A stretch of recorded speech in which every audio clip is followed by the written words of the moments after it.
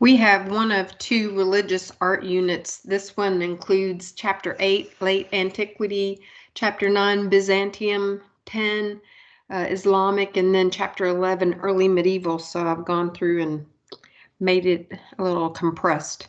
So Late Antiquity, Early Jewish and Christian Art.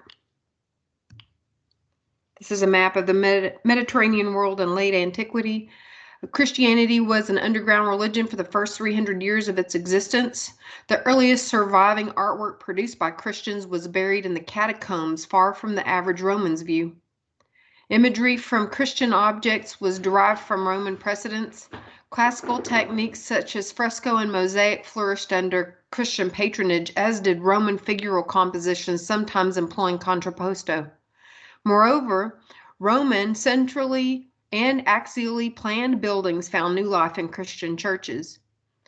Constantine's Edict of Milan of 313 granted Christianity legal status equal or superior to the cults of the traditional gods. The emperor was the first great patron of Christian art and built the first churches in Rome, including Old St. Peter's. Soldier emperors to the sack of Rome was 235 to 410. Constantine dedicated as the new capital of Roman Empire in 330. He was baptized on his deathbed in 337. The Emperor Theodosius I, who ruled from 379 to 395, proclaimed Christianity the official religion of the Roman Empire in 380 and banned worship of the old Roman gods in 391.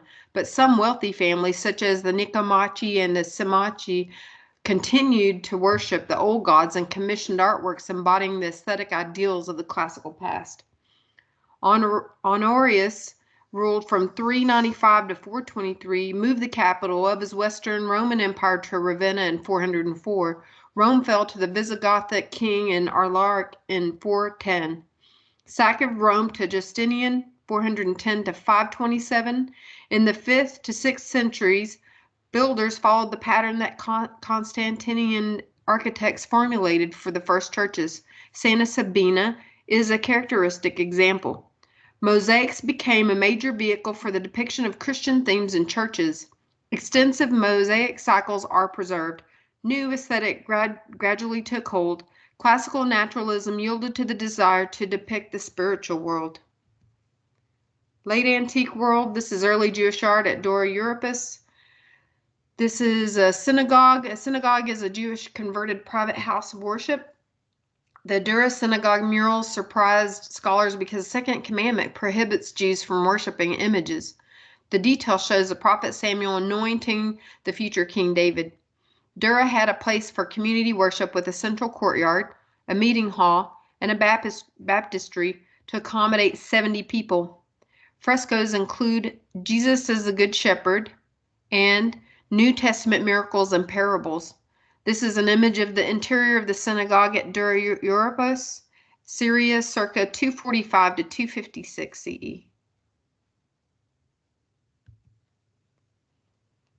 This is an image of Samuel anointing David. It's a detail of the main interior of the wall of the synagogue at Dura Europos, Syria, circa 245 to 256 CE. The figures in the scene from the Book of Samuel lack volume. They stand in frontal rows and exhibit stylized gestures. Features are characteristic of late antique art.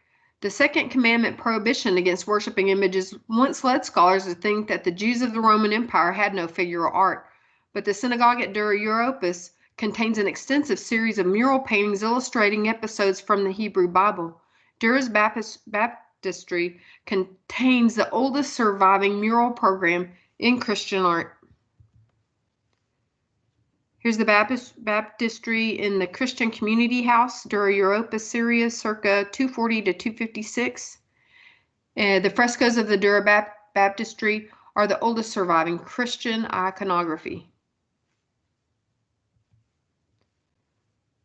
This is Cubiculum N in the Via Latina catacomb in Rome, Italy, circa 320 to 360 CE. A catacomb is a vast subterranean network of galleries or passageways and chambers designed as cemeteries for burying Christians and Jews. This one was discovered in 1955. Long galleries of modest loculi that characterize most catacombs. The Via Latina catacomb consists of a series of elaborate cubicula with groin vaults, columns, pediments, cornices, and niches carved out of the bedrock and then decorated with mural paintings. The commingling of mythological and Old and New Testament subjects in the mural decoration of this unusually elaborate catacomb typifies late antique art. Cubiculum Inn celebrates the hero Hercules. Similar to style and technique of Roman art, it's just different subjects.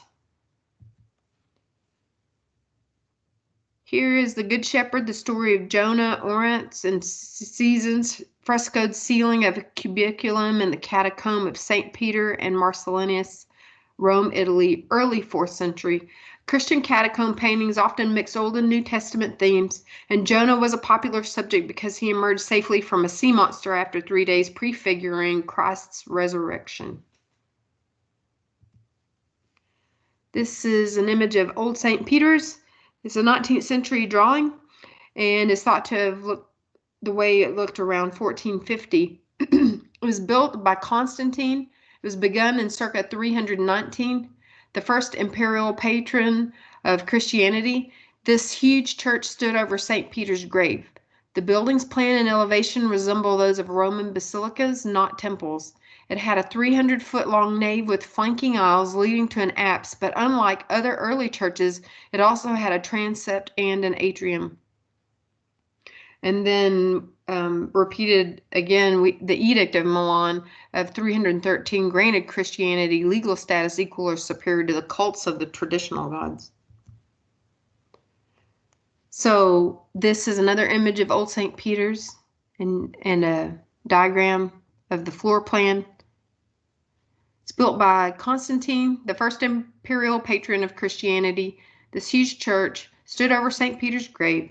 The building's plan and elevation resemble those of Roman basilicas and not temples. The old St. Peter's closely followed a plan of the Roman basilica and had a 300-foot-long nave with flanking aisles leading to an apse, but unlike other early churches, it had a transept and an atrium.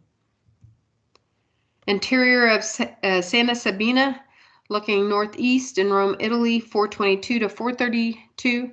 Santa Sabina and other early Christian basilican churches are timber-roofed and illuminated by clerestory windows. The nave arcade produces a steady rhythm that focuses all the attention on the apse. Considered to be the best example of an early Christian church built on the site of the temple of Juno Regina, using many of the materials from the early pagan temple, like the 24 marble columns and 18 panels of narrative carvings in the narthex, included is the world's first crucifixion scene. The plan is typical of a Roman basilica of the 5th century with tall, spacious nave, large clerestory windows, coffered ceilings, and additional windows in a rounded apse and facade, allowing for a very bright interior. Clerestory is above eye-level windows, and they're there to let light or air in, or both. This is the exterior of Santa Sabina looking west, Rome, Italy, 422 to 432. Although mosaics and frescoes commonly adorn the interiors of early Christian basilicas, Santa Sabina and other early churches had plain brick exteriors. Byzantium. Early Byzantine art, 324 to 726. The first golden age of Byzantine art was a result of lavish patronage of Justinian, who ruled from 527 to 565, who built or restored more than 30 churches in Constantinople, including Hagia Sophia, which rivaled the architectural wonders of old Rome.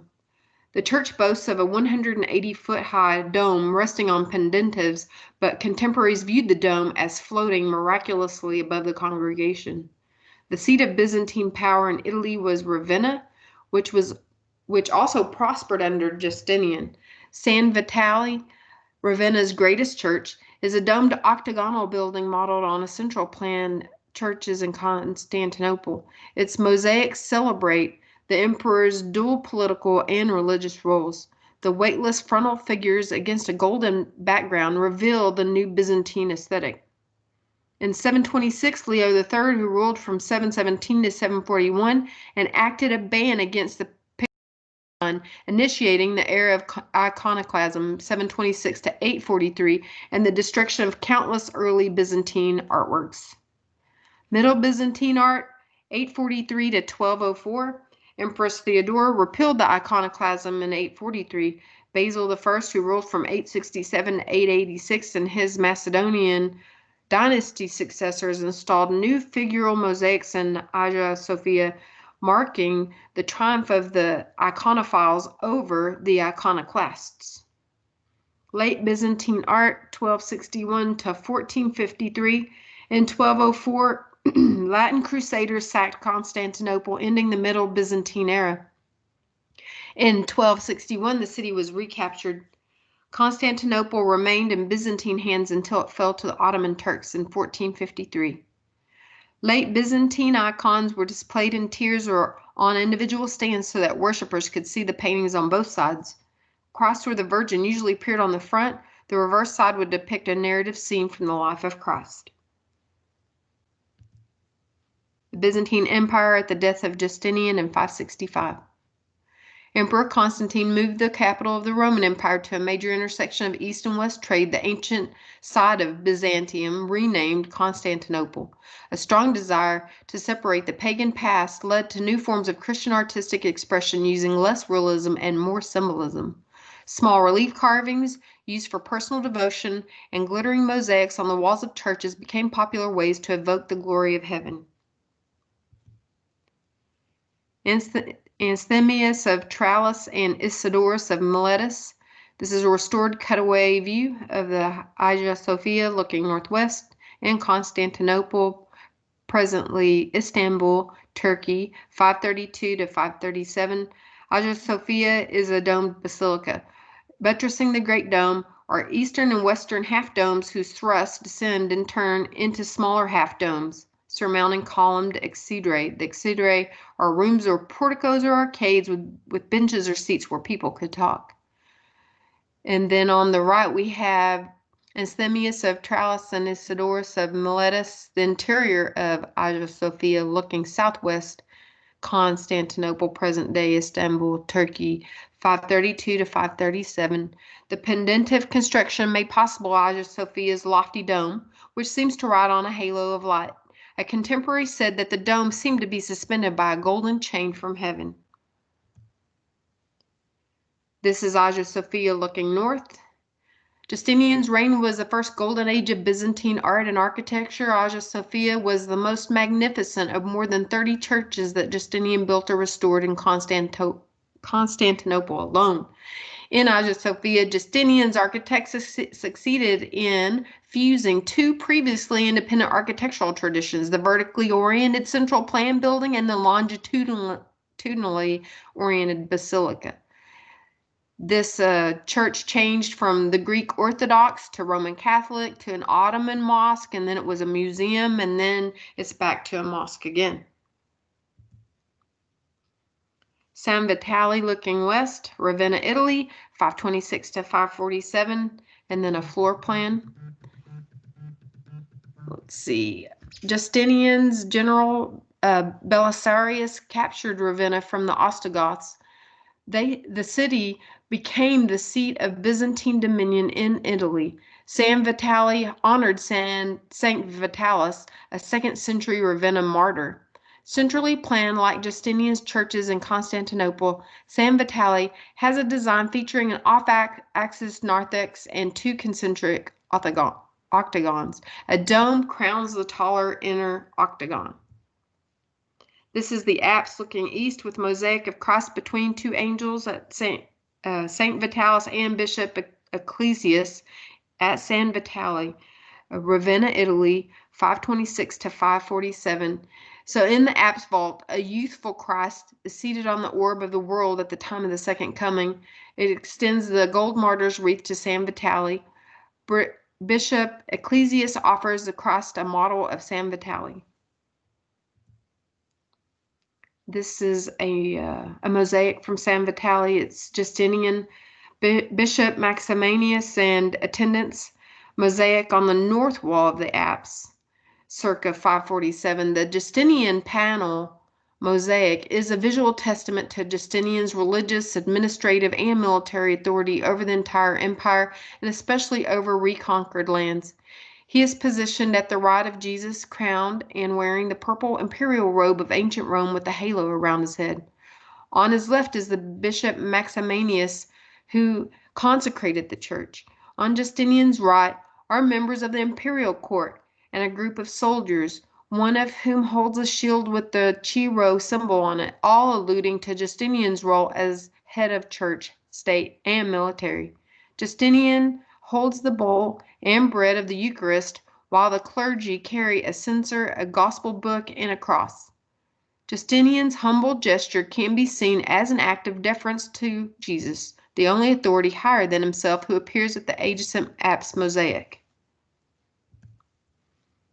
Theodora in attendance. This is a mosaic in San Vitale on the south wall of the apse in Ravenna, Italy, circa 547.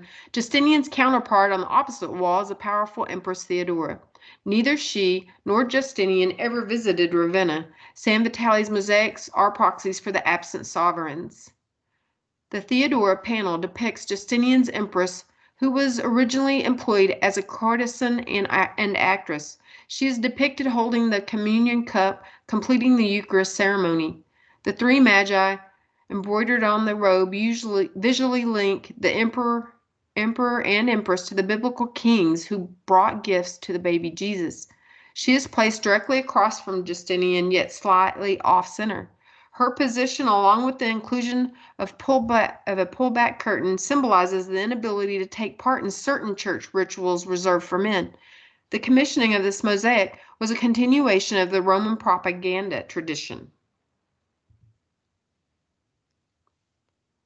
We have the story of Jacob, folio 12, verso on the Vienna Genesis. This is from early 6th century. It is made of tempera, gold, and silver on purple vellum.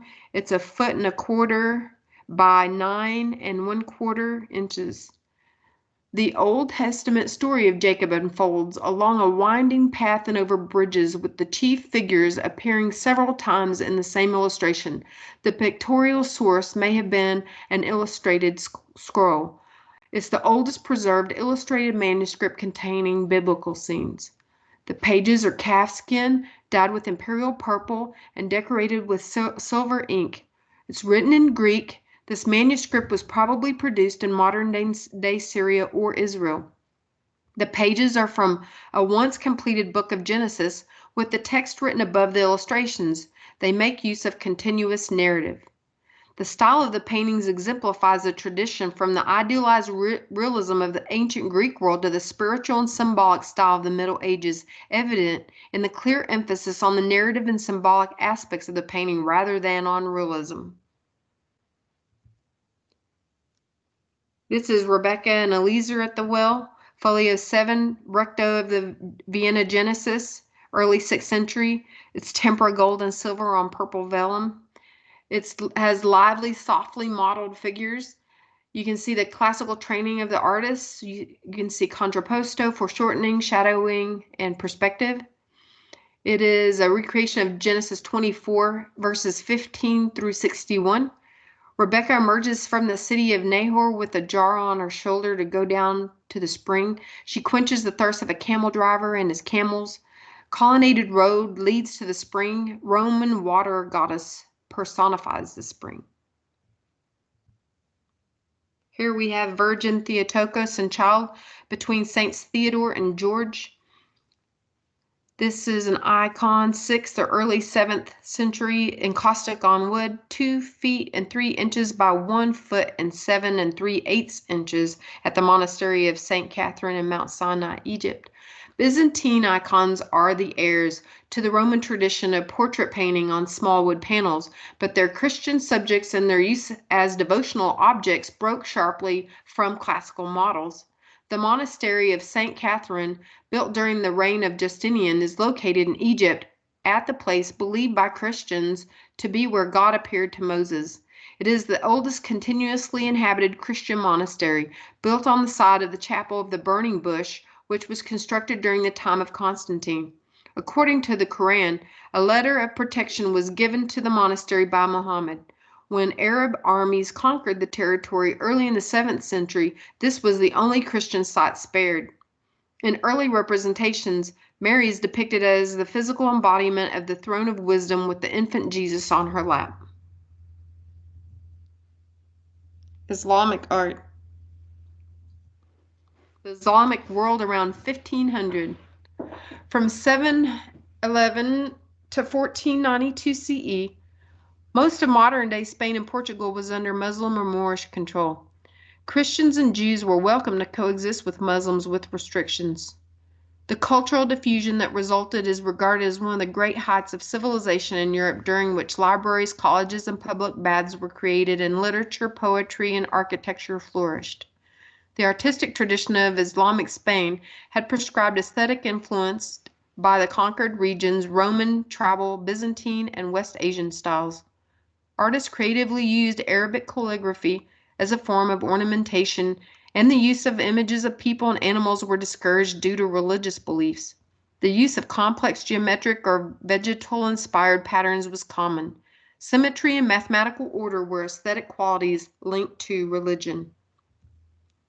This is the Dome of the Rock looking southwest in Jerusalem, 687 to 692.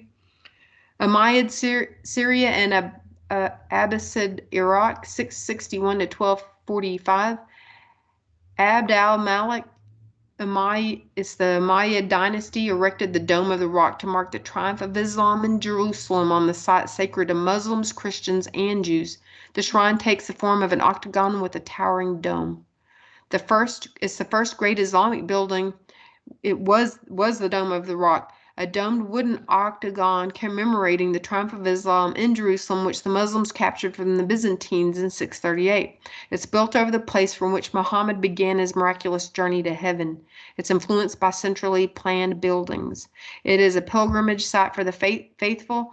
There's mosaic Arabic calligraphy, which urges Muslims to embrace Allah as one God.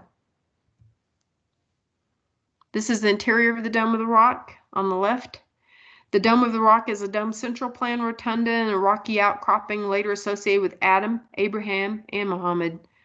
On the right, we have the view into the Dome of the Rock, 687 to 692. The mosaics ringing the base of the dome inside the Dome of the Rock are largely intact and suggest the original appearance of the exterior, today covered with 16th century ceramic tiles. This is an aerial view of the Great Mosque looking north in Cordoba, Spain, 8th to 10th century. It was rededicated as a cathedral of St. Mary in 1246. This is Islamic Spain from 756 to 1492. The Umayyad capital was at Cordoba, where the caliphs constructed and expanded the Great Mosque between the 8th and 10th century. The mosque features horseshoe and multi-lobed arches and mosaic-covered domes resting on arcuated squitches. It's oriented facing Mecca. Here we have the detail of the facade of the east gate of the Mezquita, the Great Mosque in Cordoba, Spain, 961 to 965. The Caliph Al-Hakam II expanded and renovated Cordoba's Mezquita, adding new gates that featured intricate surface patterns overlapping horseshoe-shaped arches and multi-lobed arches. The Mezquita of Mezquita, the Great Mosque, Cordoba, Spain. It's reserved for the Caliph. The Mezquita of Cordoba, Mezquita connected the mosque to his palace. The Pyxis of Al-Mughira from Medina al-Zahra near Cordoba, Spain, 968. This is made of ivory, 5 7/8 inches high. Islamic Spain from 756 to 1492. The royal workshops of Abd al-Rahman III produced luxurious objects such as this ivory pyxis decorated with hunting motifs and vine scrolls. It belonged to al-Mughira, the caliph's younger son. 8 medallion scenes show pleasure activities of the royal court, hunting, falconry, sports, musicians. And then it's very, very dense with detail. They called that horror vacui. It's a fear of empty space. So they would fill an entire surface of with detail. Sinan, Mosque of Selim II, looking east. Edirne, Turkey, 1568 to 1575. Ottoman Turkey is 1281 to 1924. The greatest Ottoman architect was Sinan, circa I don't know what happened with that date. 1491 to 1588, who perfected the design of the domed central plan mosque. His Mosque of Selim II at Edirne is also an engineering triumph. Its dome is taller than Hagia Sophia's. The Ottomans developed a new type of mosque with dome-covered square prayer hall. The dome of Sinan's Mosque of Selim II is an engineering triumph. It's made of ashlar and marble. The mosque's main structure consists of a succession of 18 small domes dominated by a huge central dome. Beneath the main dome, which is supported by 8 columns placed close to the walls, an innovation at the time, is the sanctuary, a large square space. 4 tall, slender, 3 balconied minarets on the structure's corners contrast with the massive domes and half domes. The mosque forms an architectural whole with adjacent complementary buildings, including a school, library, theological college, now housing archaeological and ethnographic museums. Sinan, view into the dome of the Mosque of Selim II, Edirne, Turkey. The interior of Sinan's Edirne Mosque is a fusion of an octagon and a dome-covered square with 4 half domes at the corners. The plan features geometric clarity and precise numerical ratios. Sinan won universal acclaim as an engineering triumph. The Ottomans considered the Mosque of Selim II proof that they had outshone the Christian emperors of Byzantium in the realm of architecture. Early medieval Europe. The Carolingian Empire at the death of Charlemagne in 814. The Merovingian, there we go, Merovingian and the Anglo-Saxon, 410 to 768. After the fall of Rome, Merovingian and Anglo-Saxon artists produced costly portable items of personal adornment featuring cloisonne or ornamentation and intertwined animal and interlace patterns. Hiberno-Saxon and Carolingian, 768 to 919. Christian missionaries commissioned sumptuous illuminated manuscripts featuring full pages devoted to embellishing the Word of God. Charlemagne and his Carolingian successors, 768 to 877, initiate a conscious revival of the art and culture of early Christian Rome. Carolingian architects introduced the twin tower westwork and modular plans for basilican churches. Ottoman, from 919 to 1024, Ottonian painters and sculptors produced illuminated manuscripts and ivory reliefs inspired by late antique and Byzantine sources. Bishop Bernward adorned St. Michael's at Hildesheim with bronze doors and freestanding bronze column with figural reliefs. Ottonian architects introduced the alternate support system and galleries into the naves of churches. Here we have a pair of Merovingian looped fibulae, and they're from France. It's silver work and filigree with inlays of garnets and other stones, and it's 4 inches tall. Merovingians, Anglo-Saxons, and Vikings existed during the 5th and 10th centuries. Early medieval jeweled fibulae were status symbols for elite patrons. This pair, probably owned by a Merovingian woman, features eagle heads and fish integrated into a highly decorative design. Other than the ornamentation of ships used for burials, the surviving artworks from this period are almost exclusively small-scale status symbols, especially items of personal adornment such as bracelets, pins, purses, belt buckles, and often featuring cloisonne decoration. A mixture of abstract and zoomorphic motifs appears on these portable treasures. Especially characteristic are intertwined animal and interlace patterns. This is a cross-inscribed carpet page, folio 26 verso of the Lindisfarne Gospels from Northumbria, England, circa 698 to 721.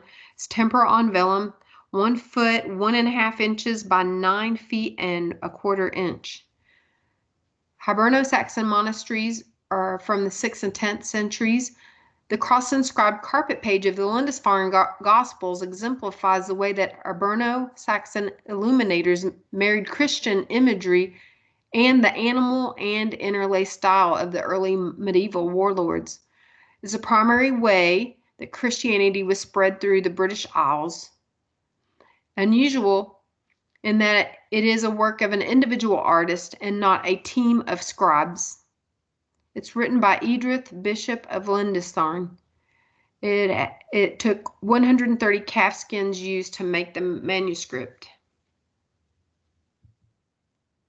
Here we have St. Matthew, folio 25, verso of the Lindisfarne Gospels from Northumbria, England, circa 698 to 721. Tempera on vellum, 1 foot by 1/2 inch,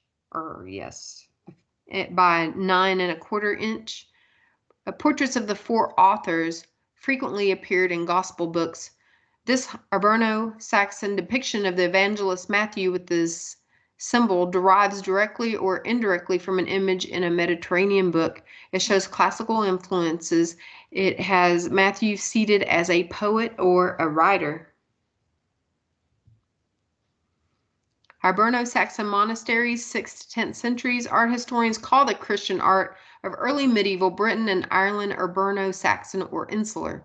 The most important extant artworks are the illuminated manuscripts produced in the monastic scriptura of Ireland and Northumbria, for example, the Lindisfarne Gospels and the Book of Kells. These insular books featured folios devoted neither to text nor to the illustration, but to pure embellishment. Carpet pages consist of decorative panels of abstract and zoomorphic motifs. Some books also have full pages depicting the 4 evangelists or their symbols. Text pages often present the initial letters of important passages enlarged and transformed into elaborate decorative patterns. The Chiro Iota, the XPI page, folio 34, recto of the Book of Kells, probably from Iona, Scotland. Late 8th or early 9th century, tempera on vellum, 1 foot and 1 inch by 9 1/2 inches. Painters transformed the biblical text into abstract pattern, literally making God's words beautiful. The Chiro Iota page is not purely embellished script and abstract pattern. 3 half figures of winged angels appeared to the left of Chi, accompanying the Christogram as if accompanying Christ himself. The other figural elements on this page of the Book of Kells include a youthful, long-haired male head growing out of the end of the curve 1, the Greek letter rho, entwined with the letter iota. It is widely regarded as one of Ireland's finest national treasures. The manuscript takes its name from the Abbey of Kells, which was its home for centuries. The illustrations and ornamentation of the Book of Kells surpass that of other insular gospel books in extravagance and complexity.